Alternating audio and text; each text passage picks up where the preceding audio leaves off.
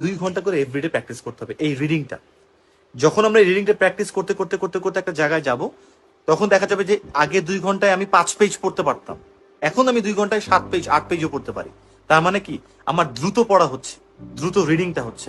তারা authentic IELTS এর teaching করায়, প্রত্যেকে বলবে রিডিং হ্যাবিটটা বাড়াতে, রিডিং স্পিডটা বাড়াতে, এবং যারা ভালো স্কোর করে তাদের রিডিং স্পিডটা বেশি। আর এইটা ডেভেলপ করতে হবে।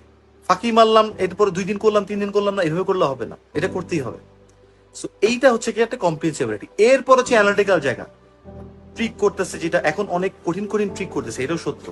আমরা এটা কিভাবে ডেভেলপ করবো, এখন আমি বলবো না পাজল সলভ করো, দাবা খেলো, সেটা না। আমি কি বলবো, এভরিডে প্যাসেজ সলভ করতে হবে একটা করে, এভরিডে। ক্যামব্রিজ থেকে করতে পারো বা যে কোনো জায়গা থেকে করতে পারো। তো সলভ করলে কি হয়, এটা প্যাসেজ যখন আমি সলভ করলাম, তখন ব্যাপারটা হচ্ছে, যেটা আমি জেনুইনলি কোনো আন্দাজি টান্দাজি দিলাম না, বুঝলাম এতটুকু দিলাম। তার মানে আমি যা, আমার যে লেভেল, আমি যদি 40-তে এখন 22 পেয়ে থাকি বা 20 পেয়ে থাকি, তার মানে আমার লেভেলটা আমি জাস্ট এটাকে নাম্বারে কনভার্ট করলাম। আমার লেভেল হচ্ছে এইটা, এই প্যাসেজের জন্য, এই প্যাসেজের ডিফিকাল্টির জন্য আমার লেভেল হচ্ছে 20। মাথায় রেখো, এটা কি ডেভেলপ হলো আমার?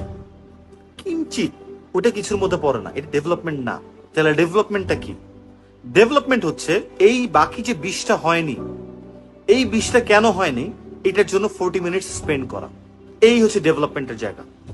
প্যাসেজ সলভ করা ডেভেলপমেন্টের জায়গা না। প্যাসেজ সলভ করা হচ্ছে আমি যা পারি সেটা। ডেভেলপমেন্টের জায়গা কি, এই 20টা যে আমি কেন পারলাম না, সেইটাকে আমাদের বের করতে হবে। দেখা যাবে এটা কি টাইমের জন্য পারিনি, এই ট্রিকের জন্য পারিনি, সিনোমির জন্য পারিনি, নাকি এটা অ্যান্সারটা একটু নিচে ছিল বেশি, আমি এতটুকু পড়িনি, নাকি আমি মনে করছি এখানে হবে কিন্তু উপরে ছিল, না কিসের জন্য আমি পারিনি।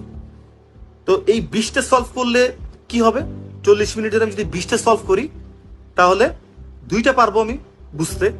এই যে 2টা পারলাম না, এই ট্রিকটা পারলাম না, ব্রেইন হচ্ছে সবচেয়ে স্মার্ট, এই কোশ্চেন তৈরি করেছে ব্রেইন থেকে। তো এই ব্রেইন বুঝে ফেলো না যে এই 2টা কেন হয়েছে, তুমি এরপরে এই ধরনের সিনারিও, এই কোশ্চেনের এই ট্রিক গুলো আসলে তোমার ব্রেইন দেখবা যে ওইটা ধরে ফেলছে। ব্রেইন আস্তে আস্তে জায়গাগুলো বোঝা শুরু করে, ও আচ্ছা এইটা। ব্রেইনকে একটু বুঝাইতে হয়। ব্রেন কিন্তু একটু একটু জায়গাগুলোকে করলে একটু কষ্ট হয়, কিন্তু এটাই করতে হয়। কিন্তু আমি যদি শুধু প্যাসেজটা করেও 20 পাইলাম বা 25 পাইলাম, শেষ, ডেভেলপমেন্ট হলো না আমার। এটা কিন্তু রাইট ওয়ে না। 1 ঘন্টা প্যাসেজটা সলভ করার পর 40 মিনিটস হচ্ছে ডেভেলপমেন্টের টাইম, ইমপ্রুভমেন্টের টাইম। ঠিক যেমন আমরা যখন পুশ আপ দিই, 10টা পারলাম, ইজি পারলাম, ঠিক পরে 2টা হাত কাঁপতেছে না, ওই 2টাই গায়ে লাগতেছে। ঠিক একদম সেম জিনিস। ব্রেইনের একটা মাসেল আছে, একটা মেমোরি আছে, সবকিছু আছে, ওই জায়গাগুলোতে এই জিনিসগুলো আস্তে আস্তে আসে। ব্রেইন আস্তে আস্তে বুঝে শুরু করে যে আমার সাথে এই প্লয়টা করা হচ্ছে, এই ট্রিকটা করা হচ্ছে, এই কনস্পাইরেসি আছে, এগুলো ব্রেইন গুলো বুঝে শুরু করে। দাবা খেলা তো সেম, খেলতে খেলতে বুঝি যে ও আছে এটা কিন্তু এরকম একটা গতবার ধরা খাইছিলাম, এই জায়গা থেকে যাওয়া যাবে না, ইজি জিনিস।